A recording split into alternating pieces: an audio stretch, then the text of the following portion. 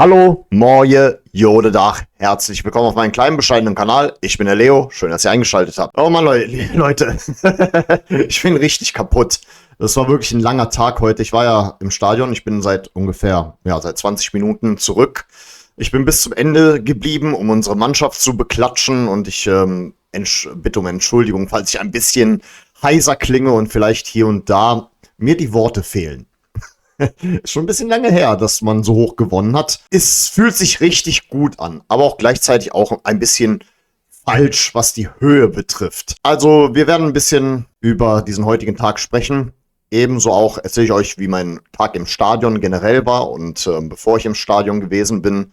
Und nochmal kleiner Disclaimer an die jetzt gerade zuschauen und vielleicht noch nicht mit dem Konzept dieser Sendung vertraut sind. Insbesondere, wenn ich im Stadion war, dann erzähle ich das aus der Perspektive eines Fans, der in der Fankurve stand, okay? Vor mir waren Banner beziehungsweise Fahnen die ganze Zeit und ich bin auch kein Otto, der dann ruft Fahne runter oder dergleichen. Ich akzeptiere das, ich erkenne es an und bin cool damit. Deswegen, ich krieg hier nicht alles mit, ich krieg es nur anders mit, nicht spürbar anders. Ne?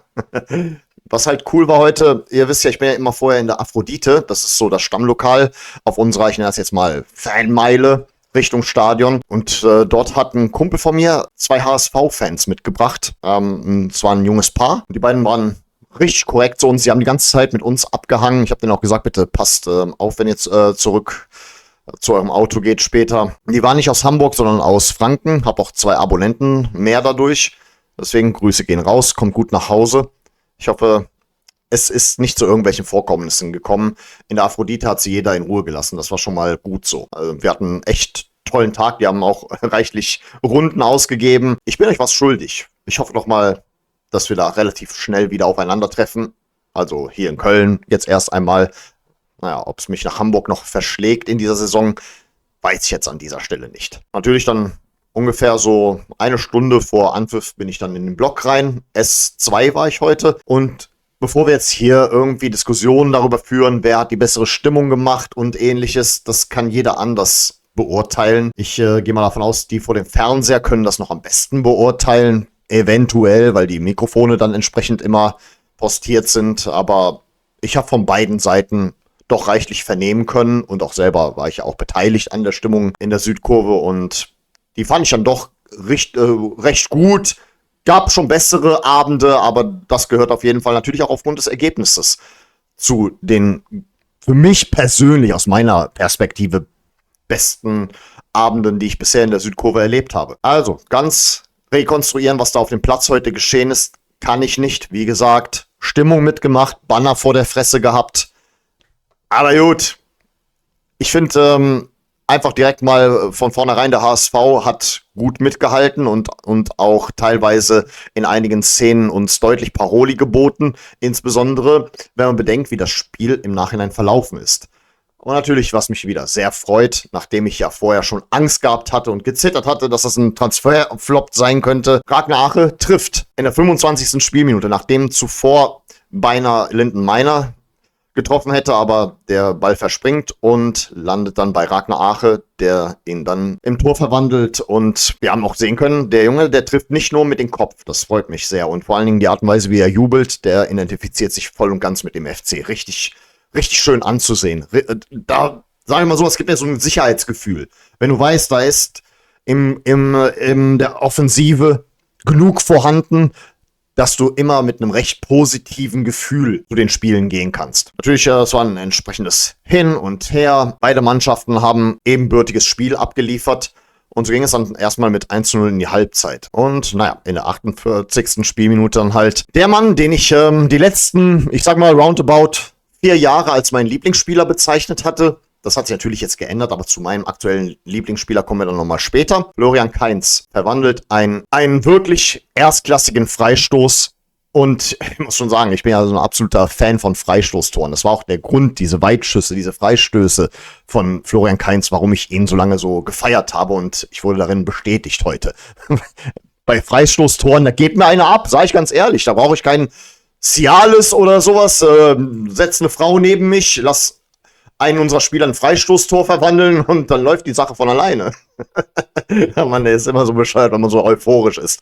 Hat aber dann noch bis zur 61. Spielminute gedauert, als dann halt Dompe das 2:1 verwandelt hatte. Allerdings ungefähr 11 Minuten zuvor dachten wir, der Anschlusstreffer wäre umgehend geschehen. Fabio Vieira, naja, sein Tor wurde aberkannt im Nachhinein. 6 Minuten lang hat der Schiedsrichter sich das angesehen auf dem Bildschirm. Der Videoassistent hatte sich gemeldet. Ist ja schon witzig, was für Geschichten wir so mit dem Videoassistenten haben. Da haben wir uns teilweise natürlich jetzt gegen die Bayern aufgeregt, dass er nicht vorhanden war. Jetzt ist er diesmal vorhanden gewesen und hat zu unseren Gunsten entschieden. Kein Tor im Nachhinein.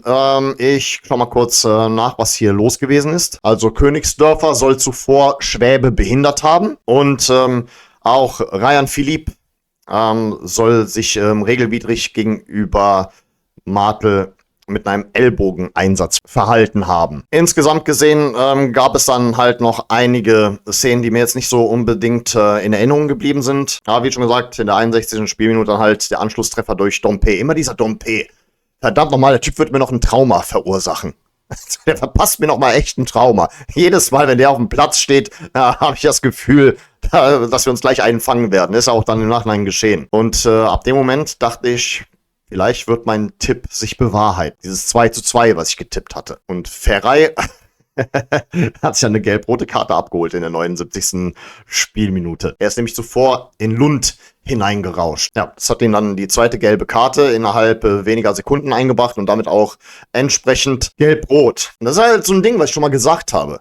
Fehlt ja auch nur ein Mann. Siehe letzte Woche die Verletzung von Timo Hübers. In der heutigen Zeit, der Fußball ist so rasant und so schnell geworden, dann hast du schon fast die Niederlage gebucht, wenn halt noch genug zu spielen ist. Also noch genug Spielzeit auf der Uhr ist. Allerdings dann halt Fabio Vieira hat dann wohl ein bisschen zu viel gemeckert und holt sich auch eine gelb-rote Karte ab. Ja, gegen dezimierte Hamburger haben wir dann das Spiel zu Ende gebracht. Allerdings, ich muss auch betonen, und das bin ich auch nicht der Einzige, der es sagt, in Anbetracht dessen, wie wenig Spieler die noch auf dem Platz hat. Egal wie euphorisch ich in diesem Moment war, ich habe ja trotzdem noch ein bisschen sehen können, was sich da auf dem Platz tut. Ich dachte mir, ey, das kann wohl jetzt nicht wahr sein, dass wir hier vielleicht mit einem Unentschieden nach Hause gehen, weil die spielen ja sehr mutig. Die haben sich nicht aufgegeben. Jede andere Mannschaft hätte sich längst aufgegeben. Aber die haben weiterhin mutig nach vorne gespielt.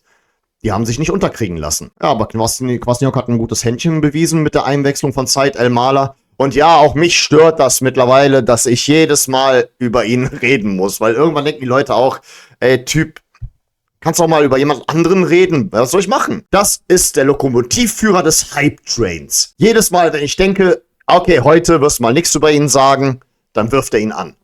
Dann wirft er den Hype-Train an. Und ich dachte auch, dieses Tor wäre eventuell eine Abseitsposition. Ich dachte schon, der VAR meldet sich jetzt ein weiteres Mal. Ist aber nicht der Fall gewesen. Also alle haben richtig gestanden. Und den Deckel auf dem Topf macht dann im Nachhinein Kaminski.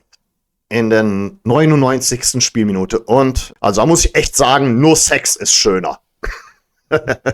Ja, jetzt kann man sich natürlich entsprechend aufregen darüber, wie viel Glück wir heute hatten.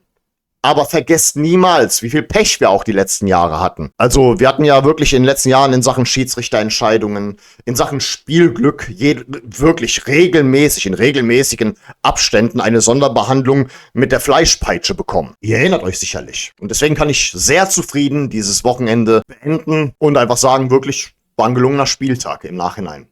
Na okay, wir waren jetzt mal zwischendurch auf Platz 6 nach Abpfiff.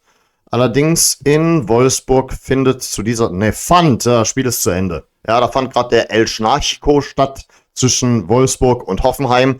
Und Hoffenheim hat gewonnen, deswegen, ja, wir beenden diesen Spieltag.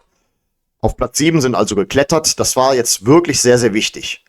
Denn Gladbach hat dieses Wochenende auch das erste Mal in dieser Saison gewonnen. Wir stehen kurz vorm Derby. Und ich freue mich auf dieses Derby. Weil, ich habe es ja auch schon mal gesagt, das mit Gladbach, das ist wirklich so eine Art Hassliebe. Es ist wirklich in Wirklichkeit kein Hass. Es ist einfach nur wirklich ein Derby, auf das ich mich freue. Es sind Kräftemessen. Es ist halt eine gesunde Rivalität, zumindest aus meiner Sichtweise. Das kann jeder gerne anders sehen. Ihr wisst, was mein Hassobjekt wirklich ist. Das ist Flittert Nord. Und wer mal einen Blick auf die Karte wirft, der weiß auch, von wem ich spreche. Ich nenne ihren Namen nicht. Ich werde es niemals tun. Ich gebe ihnen nicht diese Aufmerksamkeit und vor allen Dingen nicht diese Anerkennung. Ist bei Gladbach anders. Nichtsdestotrotz, die ein oder anderen Sprüche werden meinerseits fallen, insbesondere was das Thema Amstelbier, Heineken, Schengener Raum und solche Sachen angeht. Also wir werden auf jeden Fall auf dieser Holland-Schiene fahren nächstes Wochenende, beziehungsweise im Laufe der Woche. Ja, okay, ich sag mal so an der Stelle, ich habe jetzt auch langsam, mir fehlen ja so langsam die Worte. Ich wollte euch einfach auch direkt meine Gefühle nach dem Spiel mitteilen. Wie schon gesagt, bitte den Disclaimer immer vorher lesen, auch in der Videobeschreibung. Das ist jetzt hier kein Expertentalk, ihr kriegt hier die volle Emotion und auch den einen oder anderen Gag. Und das ist das, was ich euch am liebsten bieten möchte. Ihr wisst hoffentlich, worauf ihr euch eingelassen habt. Also dann, bis die Tage, wenn wir über das Derby sprechen. Und das war's dann erstmal für dieses Wochenende. Ich bedanke mich recht herzlich für eure Aufmerksamkeit. Vielen Dank fürs Zusehen. Und dann sage ich mal an der Stelle, auf Wiedersehen. Denn wir wollen uns doch wiedersehen. Unser kosmischer Held, der gute Kosmos, das Beste der Welt. Trikots total, zusammen bis sie alt.